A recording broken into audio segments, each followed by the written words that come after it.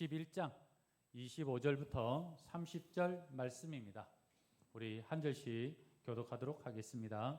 그때 예수께서 대답하여 이르시되 천지의 주제이신 아버지여 이것을 지혜롭고 슬기 있는 자들에게는 숨기시고 어린 아이들에게는 나타내심을 감사하나이다. 옳소이다. 이렇게 된 것이 아버지의 뜻이니이다. 내 아버지께서 모든 것을 내게 주셨으니 아버지 외에는 아들을 아는 자가 없고 아들과 또 아들의 소원대로 계시를 받은 자 외에는 아버지를 아는 자가 없느니라. 수고하고 무거운 짐진 자들아 다 내게로 오라. 내가 너희를 쉬게 하리라. 나는 마음이 온유하고 겸손하니 나의 멍에를 메고 내게 배우라. 그리하면 너희 마음이 쉼을 얻으리니 이는 내 멍에는 쉽고 내 짐은 가벼움이라 하시니라. 아멘. 할렐루야. 네, 한 주간도 수고하셨고 또 이번 한 주간도 하나님의 축복과 은혜 가운데 사시기를 바랍니다. 옆 사람 우리 축복할까요? 잘 되고 있습니다. 네, 더 잘 될 줄 믿습니다. 네, 하나님의 이 급술의 고백대로 축복된 삶이 넘치기를 바랍니다. 이제 마태복음 11장 이야기입니다. 마태복음 10장에서는 제자를 파송하시면서 예수님께서 이렇게 말씀하셨죠. 양을 이리 가운데 보낸 것 같다.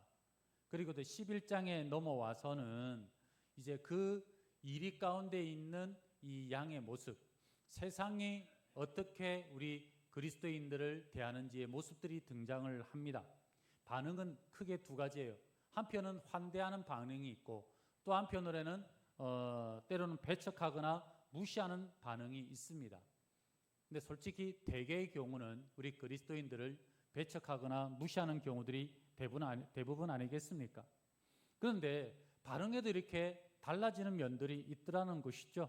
그럼 무엇이 이렇게 어떤 편에서는 환대하고 어떤 편에서는 또 이렇게 무시하는지 이유가 뭘까? 오늘 이제 그 이야기를 하고 싶습니다. 먼저 왜 예수님에 대해서 대하는 태도의 관점, 왜 예수님을 배척하고 그 다음에 무시하는 걸까? 그것은 무거운 짐진 자들을 그렇게 무시하는 경우들이 많습니다. 28절 상반절에 이렇게 이야기합니다. 수고하고 무거운 짐진 자들아. 여기서 말하는 수고하고 무거운 짐진 자들이라는 것은 그 당시 종교적인 짐, 그 당시 바리새인들이 이 율법을 지켜야 천국 간다. 엄청난 이 종교적인 짐을 지어버렸어요. 그러다 보니까 백성들이 이 종교적인 짐에 허덕이면서 그렇게 하루하루 살아갔던 것을 이야기를 하고 있습니다. 당시 종교 지도자들이 예수님을 거부하려고 했던 것은 내 노력으로 구원받으려고 하는데 예수님은 전혀 다른 이야기를 하고 있기 때문에 배척한 겁니다. 그들이 예수님은 어떻게 되어 있느냐? 비유적으로 예수님께서 설명해요. 17절 말씀 우리 한번 다 같이 읽겠습니다. 시작. 이르되 우리가 너희를 향하여 피리를 불어도 너희가 춤추지 않고 우리가 슬피 울어도 너희가 가슴을 치지 아니하였다 함과 같도다. 예수님께서 어린아이들이 장터에서 옛날에 할 게 없으니까 자기들끼리 이제 소꿉놀이 한 거예요. 그러면서 야 내가 피리를 불면은 너는 춤춰야 돼. 그런데 춤을 안 추는 거예요. 장례식 놀이를 하면서 울고 이러면은 옆에서는 아이고 아이고 하면서 가슴을 치면서 곡을 해야 되는데 또 안 하는 거예요. 이것을 비유적으로 설명하고 있는 겁니다. 당시에 세례 요한이 왔을 때에 그 종교 지도자들은 귀신 들렸다 이렇게 욕을 하고 이제는 예수님께서 죄인들과 함께 식사하니까 죄인들의 친구라고 비난하고 뭘 해도 비난했던 그들의 모습을 비꼬아 말씀하신 겁니다. 율법으로 살아온 사람들은 예수님이 싫어요. 왜? 내 힘으로 열심히 율법을 지키며 살아왔는데 예수님께서 그래서는 구원 못 받는다고 하니까 얼마나 황당하겠습니까? 몇 가지 예를 들면 이런 겁니다. 안식일을 지켜야 구원받는다고 하는데 예수님은 안식일의 주인이 하나님이 아니고 사람을 위한 거래요. 그러니까 얼마나 충격적이겠어요. 음식을 먹을 때도 이 정결의식 손을 깨끗하게 씻고 그 다음에 율법에 맞춰서 이렇게 해가지고 먹어야 되는데 예수님께서는 사람의 입에 들어가는 것이 더러운 것이 아니라 입에서 나오는 것이 더럽다고 이야기를 합니다. 그러니까 이게 좀 황당하겠죠. 그뿐만 아니라 제사를 지내야 죄사함을 받는다고 이야기를 하는데, 그런데 예수님은 나를 믿어야 죄사함을 받는다고 말씀을 하고 계셔요. 당시 이 종교 지도자들이 가르쳤던 내용과 예수님의 내용이 너무나도 다른 겁니다. 율법을 지켜야 구원받는다고 평생을 그렇게 믿고 살아왔는데 예수님께서는 다른 이야기를 하시는 거예요. 그러니 황당하지 않겠습니까? 화나지 않겠습니까? 제가 제주도를 별로 안 좋아합니다. 왜 안 좋아하느냐? 전에 교회 있을 때 하도 제주도를 많이 가서 안 좋아해요. 그럼 놀러 갔느냐? 놀러 간 게 아니라 일하러 간 적이 많았어요. 예를 들면 어느 날 또 제주도, 전에 교회 목사님 제주도에 집이 있었습니다. 지금은 이렇게 그렇게 하면은 큰일 나죠.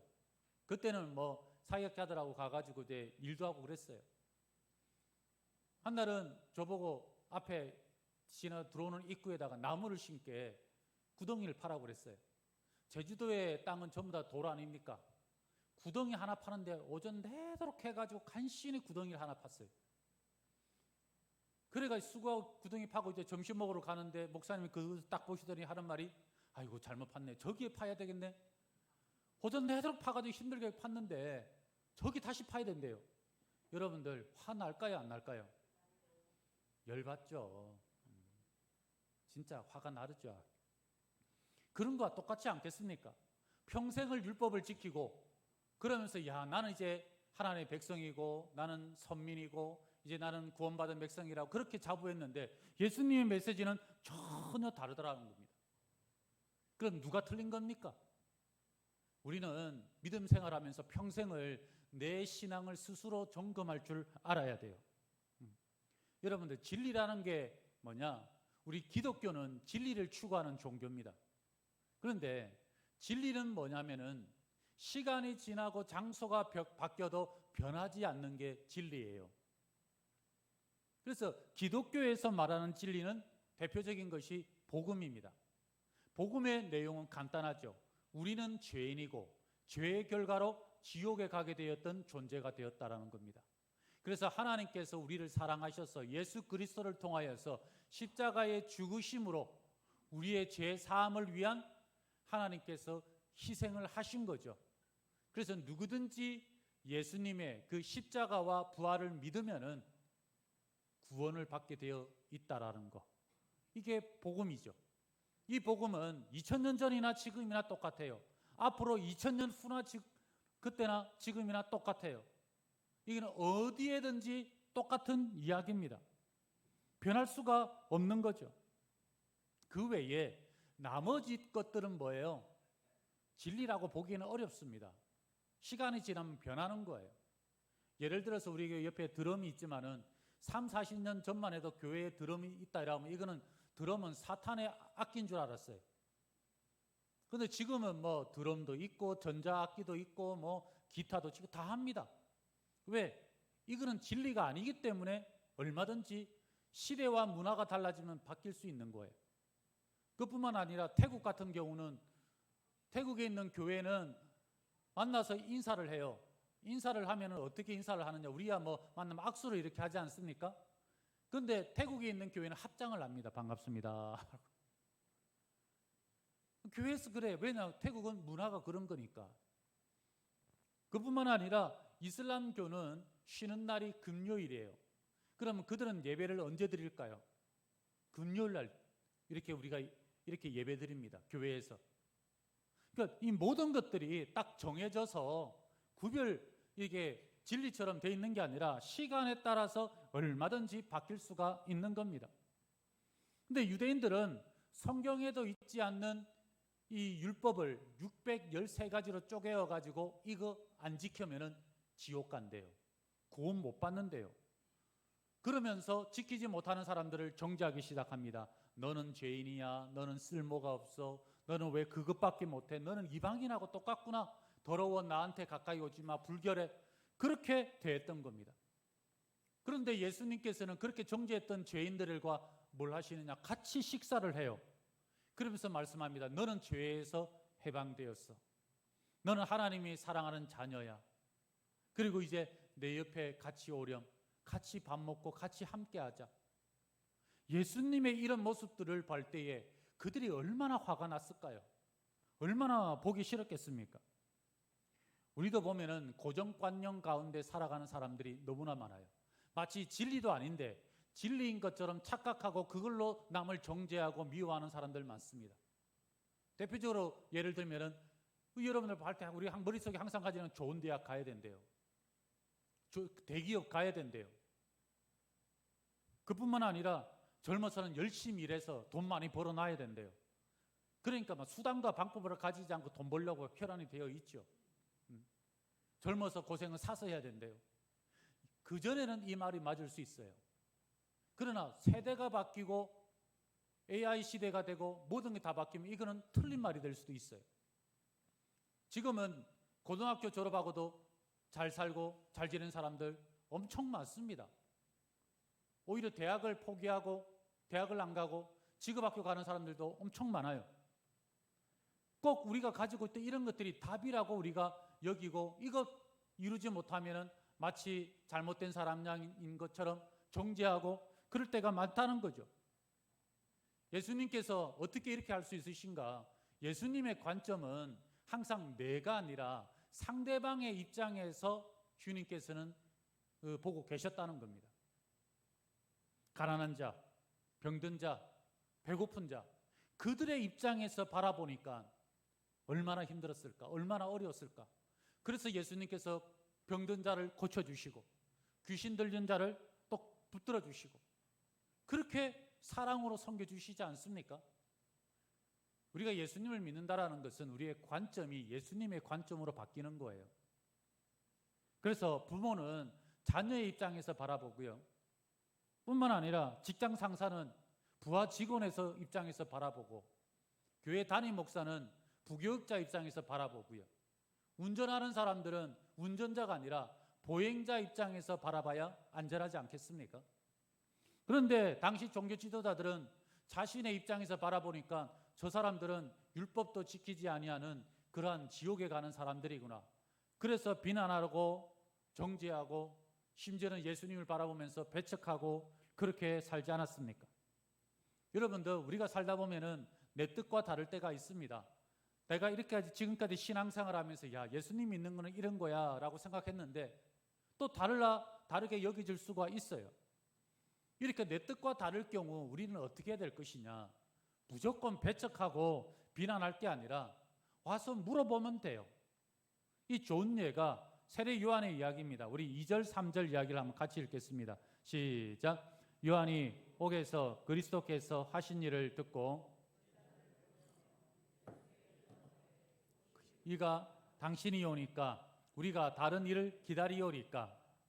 세례 요한이 아마 좀 혼란스러웠던 것 같아요. 자기도 율법을 배웠던 사람인데 자기는 메시아가 오면은 이 땅을 심판하실 거라고 생각을 했습니다. 그리고 구약 성경에 보면은 그런 말씀들이 있어요. 그런데 예수님께서는 심판하기는커녕 오히려 병자를 고치고 그들과 함께하고 굶주린 자에게 먹을 걸 주시고 오히려 은혜를 베풀거든요. 이거는 도대체 뭔가? 나는 이 예수님이 메시아라고 생각했는데 맞는 건가? 의심이 들었죠. 그럴 때 세례 요한은 예수님을 배척하기보다는 제자들을 보내서 설명을 듣기를 원했던 겁니다. 그럴 때 예수님께서는 뭐라고 답하셨느냐? 5절 말씀에 이렇게 이야기합니다. 맹인이 보며 못 걷는 사람이 걸으며 나병 환자가 깨끗함을 받으며 못 듣는 자가 들으며 죽은 자가 살아나며 가난한 자에게 복음이 전파된다 하라. 이게 예수님께서 지어낸 이야기가 아니라 구약 성경에 나와 있는 이야기예요. 그 이야기가 이사야 35장 5절 6절 말씀이에요. 우리 다 함께 읽겠습니다. 시작. 그때에 맹인의 눈이 밝을 것이며 못 듣는 사람의 귀가 열릴 것이며 그때에 저는 자는 사슴같이 뛸 것이며 말 못하는 자의 혀는 노래하리니 이는 광야에서 물이 솟겠고 광야 사막에서 시내가 흐를 것임이라. 세례 요한이 잘못된 것도 아니고 예수님께서 다른 이야기 하시는 게 아니라 세례 요한이 뭘 몰랐냐면은 예수님이 한 번 오시는 걸로 착각했던 거예요. 그런데 우리는 알죠. 예수님의 초림 2000년 전에 오시고 또 한 번은 뭐예요? 재림. 그때 오시고 초림 때 오셔가지고는 예수님께서 은혜를 베푸시는 거고, 두 번째 재림하실 때 오실 때는 세상을 심판하시려고 오시는 거고. 그러니까 세례 요한은 이 여기에 대한 깊은 이해가 없었던 겁니다. 그러다 보니까 어떻습니까? 자기 스스로 판단하고 행동할 수 있던 거죠. 그렇지만 세례 요한은 그렇게 경고망동하지 않았습니다. 예수님에게 사람 보내서 물어보고, 그래서 그 이야기를 듣고 세례 요한은 깨달았어요. 이분이 메시아가 맞으시구나. 그렇게 알게 된 거예요. 우리 성도님, 우리는 어떻습니까? 모든 것들을 스스로 생각하고 스스로 판단하고 그렇게 살고 있지 않습니까? 우리 최 변호사님 지난주에 병원을 가셨대요. 등이 아파서 갔대요. 그러니까 왜 등이 아플까? 췌장에 이상이 있는 게 아닌가? 그렇게 갔대요. 그 의사 선생님이 보면서 뭘 자꾸 오시냐고, 아직 한참 멀었는데 왜 이리 오시냐고 막 그래서 우겨가지고 진료받게 됐대요. 우리가 몸이 아프면 우리 어떻게 하느냐? 스스로 진단해요. 그리고 스스로 처방하고, 그 다음에 약국에 가가지고 스스로 이 약 주세요. 여러분들 그러지 않습니까? 여러분 민간요법, 우리나라 조선시대야 별로 없으니까 그렇다 치더라도 지금 보면 민간요법 얼마나 많아요. 그런데 민간요법의 대부분이 의학적으로 검증되지 않은 것들이 대부분 아닙니까? 뭐 바르면 무좀에 좋대요. 무좀 좋아진 적 한 번도 없어요. 저 몇 번 해봤더니 아무 상관없어요. 우리나라처럼 의료가 발달된 나라가 어디 있어요? 3, 4천, 4, 5천이면 병원 가면은 가장 똑똑한 사람이 의대 가는 거 아닙니까? 의사 선생님 통해서 수십 년을 했던 사람 통해서, 전문가를 통해서 우리가 얼마든지 처방받고 진료받을 수 있잖아요. 그런데 사람들은 어떻게 안 가요. 안 가요. 그리고 스스로가 판단하고 결정해요. 그러다가 도저히 못 참으면 그때 가요. 얼마나 미련합니까? 우리가 믿음 생활하고 하나님 믿다 보면은 기도하다 보면 내 뜻과 다른 응답이 있을 수도 있고, 내 삶이 내 생각과 다르게 흘러갈 수도 있고, 그러면서 정말 많은 것들이 내 생각과 다르게 움직이는 것들이 많습니다. 그럴 때 우리가 우리 스스로가 결정하고 판단하고 움직일 것이 아니라, 그리고 마음이 안 들면은 비난하고 배척할 것이 아니라 하나님 앞에 나와서 말씀을 읽으시기를 바랍니다. 성경에는 답이 있어요. 그리고 하나님께 기도하고 기다리십시오. 그러면 예수님께서 세례 요한의 제자에게 말씀하셨던 것처럼 분명히 일러 주실 거예요. 근데 기도해도 잘 모르겠습니다. 이런 분들이 있죠. 그런 분들은 뭐냐? 기다리라는 거예요. 기다리다 보면은 시간이 지나면 다 정리하게 되어 있습니다. 그런데 우리는 너무 쉽게 판단하고 경솔하게 움직이다 보니까 결국 뭐냐? 예수님까지도 배척하고 심지어는 예수님을 십자가에 못 박게 하는 그런 큰 죄를 범하게 되는 거죠. 그래서 이런 세상을 향하여서 우리는 지혜롭게 행동하시는 그리스도인이 되기를 바랍니다. 그렇다면 우리는 예수님을 배척하지 않고 어떻게 해야 예수님을 영접할 수가 있는가? 오늘 말씀에는 어린아이와 같은 마음을 가지라고 그래요. 25절 말씀을 같이 읽겠습니다. 시작. 그때에 예수께서 대답하여 이르시되 천지의 주제이신 아버지여, 이것을 지혜롭고 슬기 있는 자들에게는 숨기시고 어린 아이들에게는 나타내심을 감사하나이다. 지혜로운 자는 종교 지도자들, 율법으로 구원받을 수 있다라고 율법을 지키려고 힘쓰는 자들을 말하는 거고요. 어린 아이는 뭐냐면, 어린아이 특징이 있죠. 어린아이는 부모 없이는 못 살죠. 전적으로 무능하고 아무것도 할 수 없는 그런 존재. 그래서 영적인 파산 상태에 있는 그런 사람들을 어린아이로 비유하고 있는 것입니다. 예수님을 믿는 것은 전적으로 하나님의 손에 달려 있어요. 오늘 말씀에도 보면은 어린아이들에게 계시됨을 감사합니다라고 기도하지 않습니까? 그래서 예수님을 믿고 따르는 사람의 이 전조 증상이 뭐냐면은 나의 마음이 어린아이와 같은 마음이 돼요. 나는 부족합니다.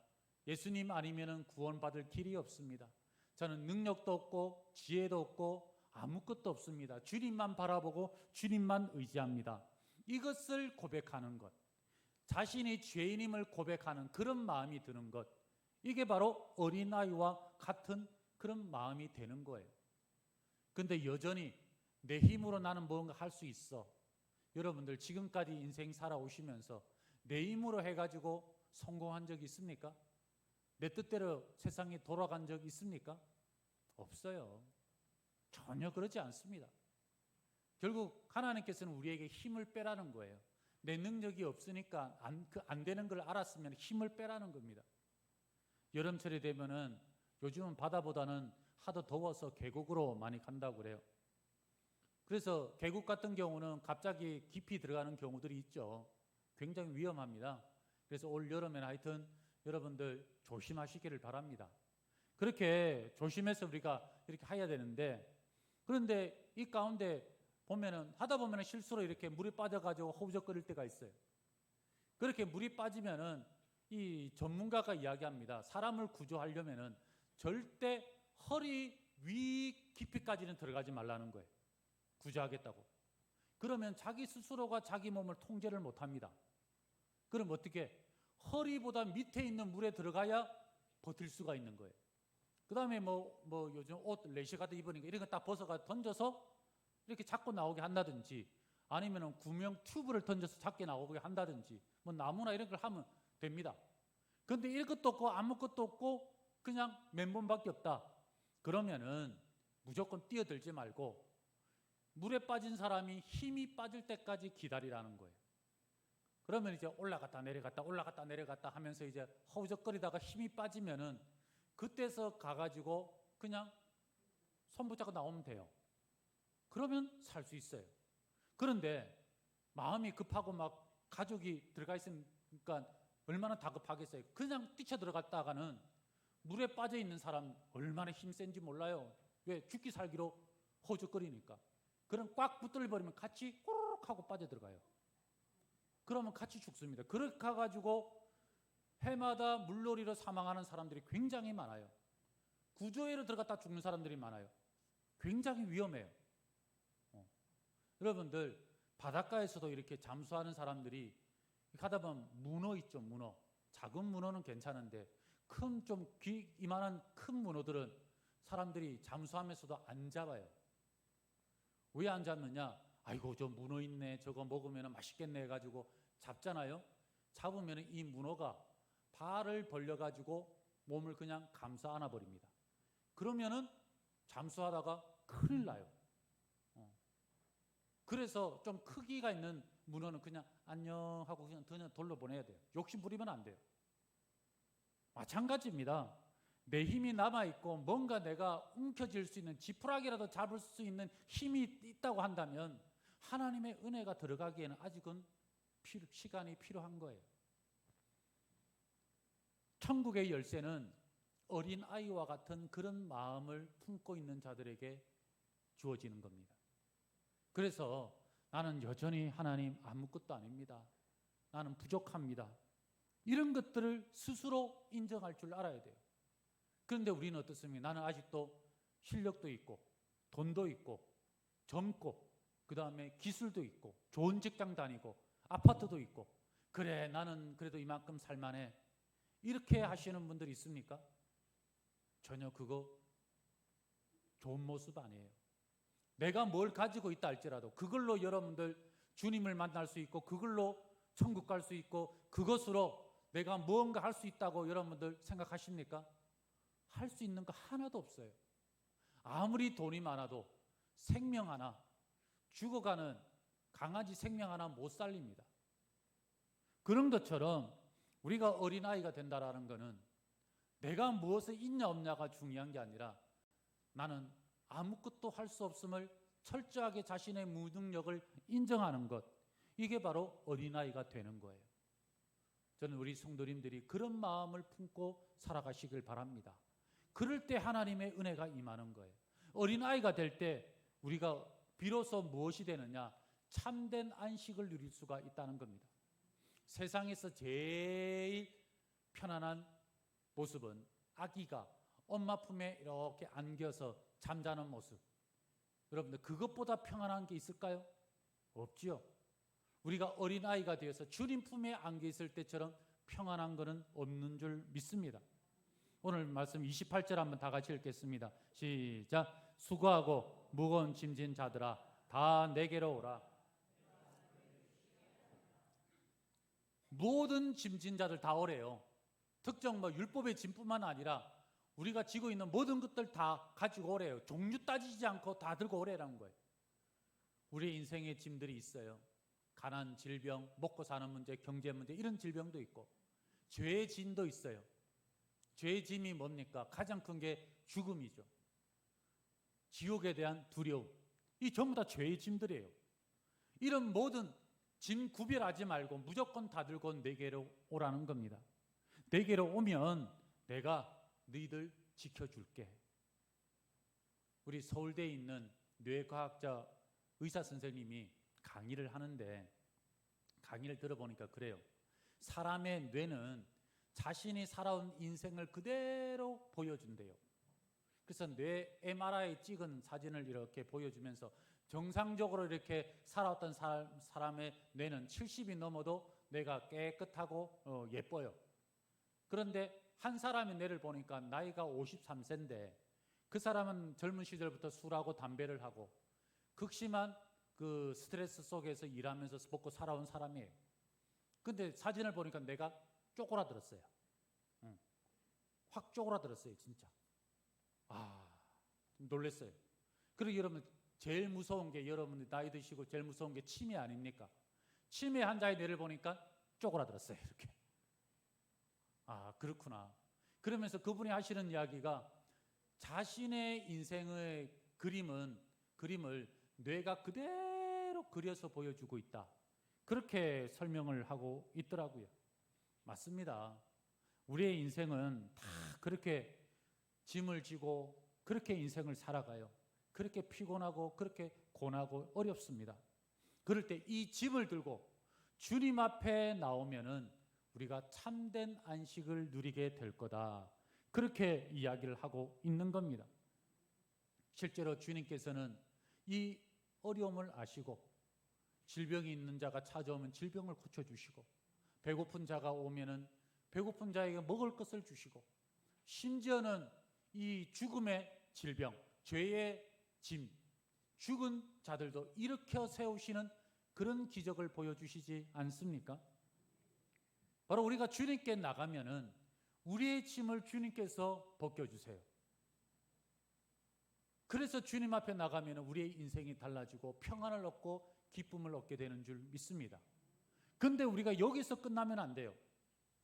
짐을 벗는 데만 집중하면은 그 다음부터는 또 다른 문제가 생길 수 있습니다.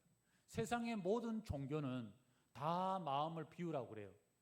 산속에 조용한 데 가면은 한 며칠 있으면 마음이 비워져요. 그렇지만 내려오면은 또 지나면 다시 마음이 채워집니다. 그렇게 하지 말라는 거예요. 주님께서는 뭐라고 말씀하시느냐? 29절 말씀 한번 다 같이 읽겠습니다. 시작. 나는 마음이 온유하고 겸손하니 나의 멍에를 메고 내게 배우라.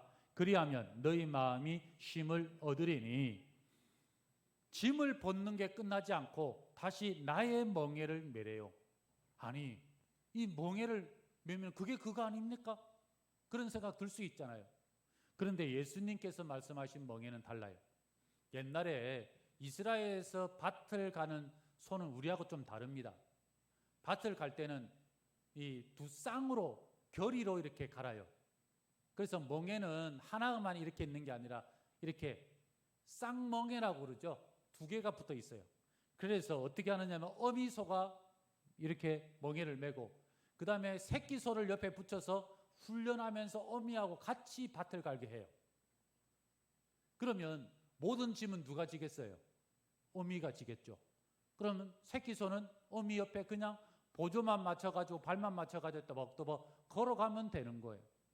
바로 예수님께서 말씀하신 멍에, 나의 멍에가 바로 이것을 말하는 겁니다. 그래서 무거운 짐진 자들에게 짐을 내려놓고 나의 멍에를 메거라. 괜찮아. 이거 그렇게 힘든 거 아니야. 어려운 거 아니야. 그렇게 말씀하세요. 세상은 율법의 멍에는 날마다 정죄하고 미워하지만은 예수님의 멍에는 아닙니다. 괜찮아. 실수해도 괜찮아. 늦게 와도 괜찮아. 기다려줄게. 함께해. 하기만 하면 돼. 우리에게 그런 멍에를 지워주고 계신 거예요.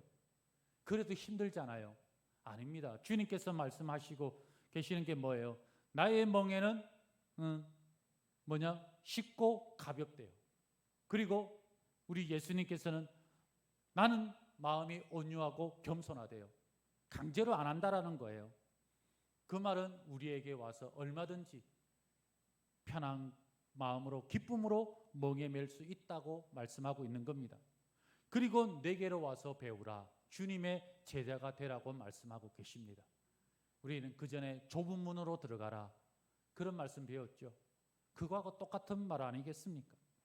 세상에는 좁은 문이 있고 넓은 문이 있어요. 그래서 세상 사람들은 넓은 문으로 가죠. 근데 좁은 문은 어떨까요? 사람들이 좁은 문 가면 다 힘들다고 그래요. 그런데 제가 지금까지 주의 길을 걸어오면서 느꼈던 문은, 보니까 문은 좁아요. 요만해요. 예수님이 말씀하신 문은 좁은데 들어가 보면 절대 좁지가 않습니다. 오히려 넓어요. 그 안에 기쁨이 있고, 그 안에 감사가 있고, 그 안에 축복과 은혜가 있고 행복이 있습니다. 근데 세상 사람들이 걸어가는, 많은 사람들이 가는 문은 굉장히 넓어요. 문은 넓어요. 그런데 들어가 보면 어때요?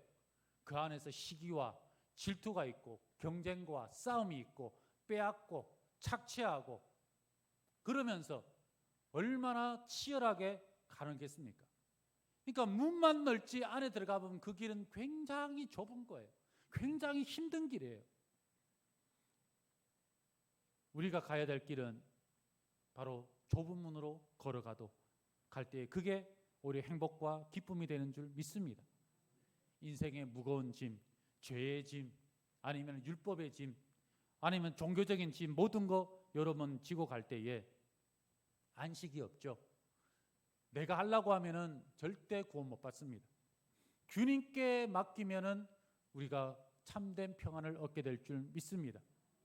여러분들 인생의 운전대를 주님께 맡기세요. 요즘은 미국이나 중국에는 자율주행으로 가는 그런 차들이 이미 돌아다닌대요. 우리나라도 보니까 그 대한통운인가 한진택배에서 자율주행으로 운전자는 앉아 있는데 그냥 차가 알아서 그냥 쭉 간다는 거예요. 배송지부터 배송지까지 이렇게. 야, 얼마나 멋있는지 모릅니다. 저는 빨리 자율주행에 왔으면 좋겠어요. 왜? 자율주행 오면은 음주운전 그런 거 없어지겠죠. 과속, 신호위반, 난폭운전 어떻게 될까요? 그것도 없어지겠죠. 그 다음에 초보운전, 운전미숙 이런 거 어떻게 될까요? 그것도 없어지겠죠. 그 다음에 뭐 고령운전, 졸음운전 이런 거 다 없어지는 거예요. 우리가 하나님 앞에 맡기면은 내 인생 가운데 이런 사고들 다 없어지게 될 줄 믿습니다. 제가 살면서 인생에 큰 짐을 내려놓은 경험한 적이 있어요.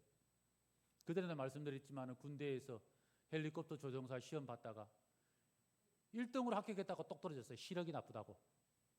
그래서 제 마음속에 그래, 내가 다시 1년에 한 번씩 시험 보니까 라식 수술하고 다시 보면 되겠지.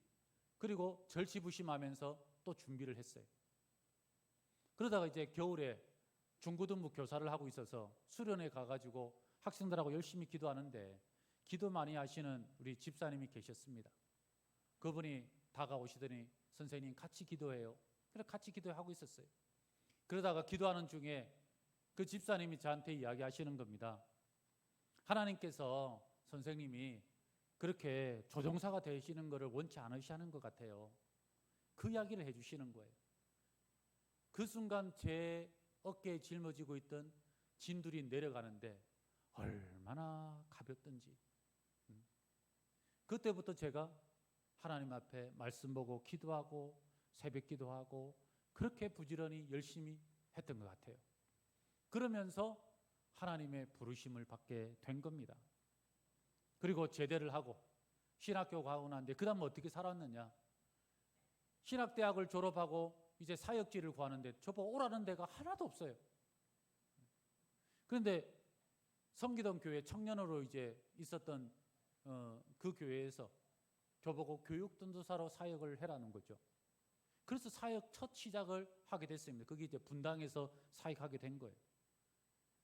그리고 난 뒤에 유학을 준비했는데 유학 준비하려고 대사관에 갔더니 비자를 안 주는 겁니다. 그래서 유학을 포기했어요. 아, 하나님께서 막으시는구나. 그럼 하나님께서 어디 인도하시나?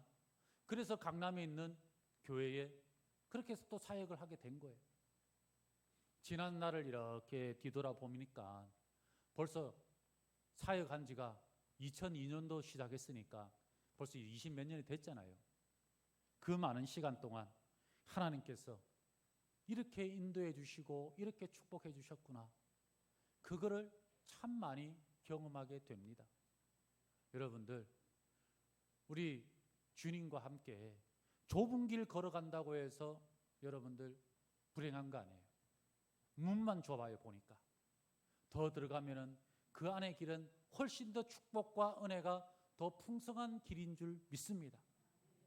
우리 오늘 말씀 잘 기억하시고 어린아이와 같은 마음으로 주님을 모시고 영접하고 그렇게 지내다 보면은 주님께서 여러분들에게 찾아오시고 축복해 주시고 함께 하시는 은혜가 넘쳐서 여러분의 길이 축복된 길로 변하는 놀라운 기적이 있기를 원합니다.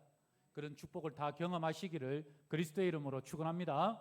우리 함께 자리에 일어나셔서 우리 찬양 부르시고 합심해서 기도하도록 하겠습니다. 나의 안에 거하라.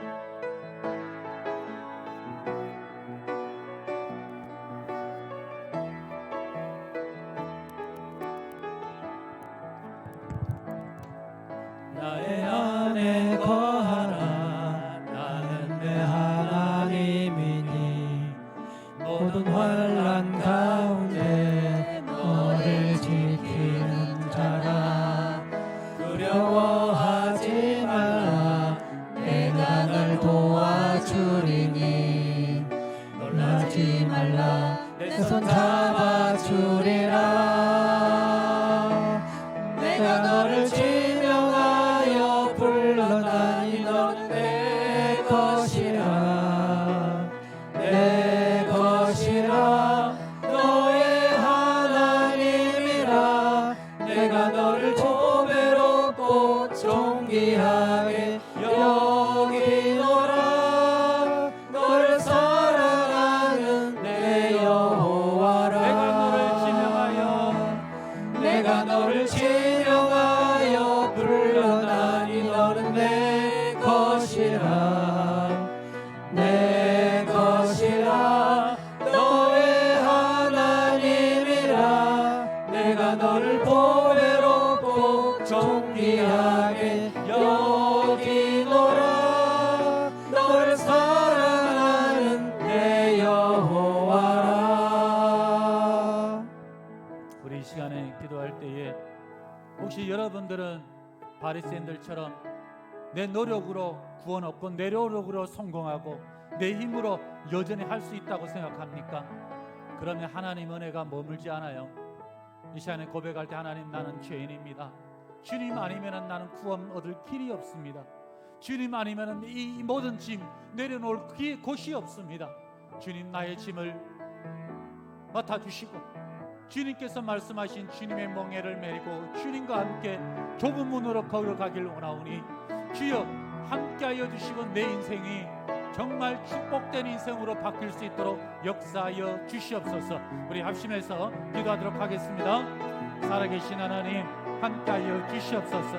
아직도 내가 할 수 있다, 아직도 성공할 수 있다, 아직도 내가 힘 있다라고 교만한 우리의 마음을 내려놓고 주님 은혜 아니면 살 수 없음을 고백하고 믿음으로 나갈 수 있도록 역사하여 주시옵소서. 주님 연약함을 깨닫기를 원합니다. 주의 은혜를 바라보기를 원하오니 주님께서 축복하여 주시고 주의 은혜 속에서 믿음 가운데 하나님 온전히 설 수 있도록 우리를 붙잡아 주시고 함께하여 주시사 주님과 함께 어린아이 같은 심정으로 좁은 문을 걸어가서 복된 인생 살아갈 수 있게 역사하여 주시옵소서. 하나님 감사합니다.